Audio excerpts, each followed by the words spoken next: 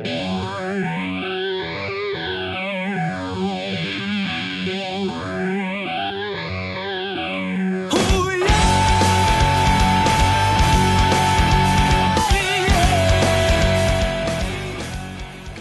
what's up guys? This is Hans from the Eclectic podcast, and today I'm going to be taking a look at a figure that I've been meaning to take a look at for a very, very long time, and that is MP-03 Grimlock. This is the Hasbro release, obviously, from America, and it was released a while back, and I know I'm not exactly first to go with this guy, but it was definitely something that I've been wanting to do for a while, especially since you guys know that I like Dinobots in general. So let's go ahead and let's take a look at the box here. And it is a pretty big box. You can see I'm kind of having a hard time getting it in frame. Side of the box. There's the back. Got crown, sword, gun, just showing the different things. The eye change gimmick. There he is in robot mode. His specs on the side. Give you a full shot of that there. And I will say, like, I mean, seeing like Takara boxes and Takara Masterpiece boxes and American Hasbro boxes for their Masterpieces, I do like these Hasbro ones. I don't know, there's something about them that just, the design is awesome. I like Autobot logo over here, the giant Transformers logos over here, or I guess Transformers font, the kanji that's up there at the top. I think it's just a phenomenal package. It makes you just feel like you're getting something substantial. But without further delay, let's go ahead, let's open him up, and we'll take a look at him inside. Alright, here he is out of the box. And what's included is he's got his instruction manual, of course, be that as it may. His transformation, although they rated as like a level 3, really the most complicated part's the legs. For the most part, he's still kind of like his G1 counterpart. You get his double-barreled rifle here, which has the light piping effect. His sword, which also does the light piping effect. And I mean, you can just look at him and he speaks for himself. Let's see if we can get a nice little pan here. He's actually, I mean, he is pretty big, so he's even hard to get on screen all at one time. He is, I think he's kind of the pinnacle of what Masterpiece strived to be. Just by the fact that, I mean, everything about him is just so, it's G1, but it's G1 as it always should have been done. He's just a really impressive figure, and I mean, just looking at his head sculpt, watch, let's get in close on this. Just looking at that head sculpt, I mean, he is a wicked looking figure. Just the amount of detail that's in his face. I mean, the fact that you look like you're grimacing, even though you don't have a mouth. I think that's pretty impressive, and I think Thu said that, and I completely agree with him. And it does have the gimmick where if you flip the little switch in the back, which way is it? Flip that switch right there, and boom, you got Grimlock with red eyes. He also came with his crown, which you can just pop right on top. If I can get it to go on here. So he's King Grimlock. He's got his feature on the side here, on this shoulder, where if you push the button on the back right here, you get this light effect in his hand, which you cannot see because I'm not showing it. Which, what I'll do here, I'll show you guys that right now. Take like his rifle here, plug it in,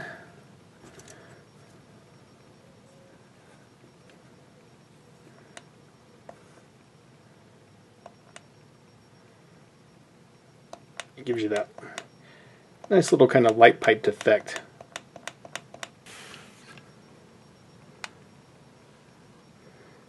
Sorry, it's not dark enough for it to illuminate properly, but you can see you just push that button and it lights up the sword there, which is pretty cool.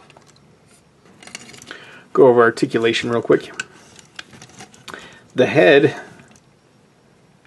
It's on a nice ball joint, so you can get a really good range of motion with it.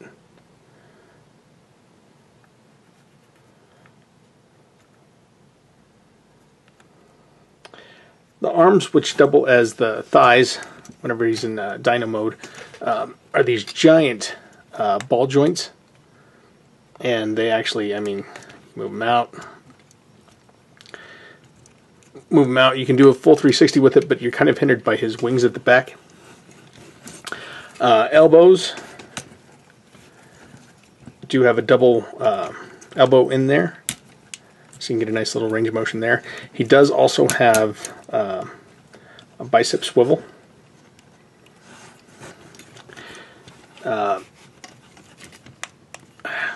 Pushing the buttons there. His thighs, move this arm up. His thighs can kick all the way out, but he is weighted, so, well, I guess he does hold it. I didn't think he was going to hold that up. Knees.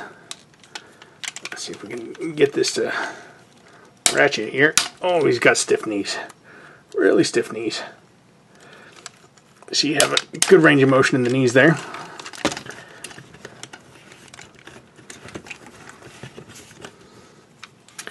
His feet, that's my one complaint about Grimlock. He does not hold himself together very well. Once you start picking him up, kind of falls apart. You get a nice little motion here on the tilt on the foot, so you can get some really nice stances with him. This hand on this side here, due to the light piping effect, is just a kind of a solid closed fist. You do, for some reason, have thumb articulation, but you can't really do a whole lot with it. So you do get that.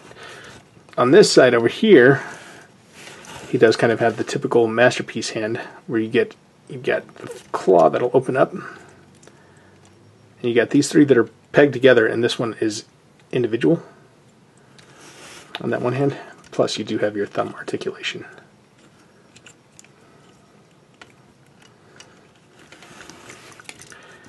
Really good range of motion in those arms. Like I said, especially since they are doing double duty. Like I said, my one complaint about this guy in bot mode is that this in here, no, it's not going to do it, seems kind of fidgety. If you get him to go the wrong way, he starts to kind of come apart. Not come apart, but he loses his integrity. Let's go ahead and let's show him compare, do a size comparison real quick, just to G1 Grimlock. And as you can see, G1 Grimlock comes up about to his crotch. But you can, I mean, you can definitely see where the influences came from. I mean, you still got the red. The legs, obviously, they got rid of having the legs on the outside on the tail and found a way to just kind of tuck them all in. I'm sure that bothered some people, but I mean, let's be honest. I mean, this is how he should be anyways, with his giant moon boots. But here he is all transformed. I figured I wouldn't make you guys suffer through watching me transform him. You've probably seen it enough times if you've been watching these at all. Start off with some of his gimmicks here. He does have the eye change gimmick, just like he does in robot mode. Just flip that up, flip that down, boom, and you can change the color of his eyes.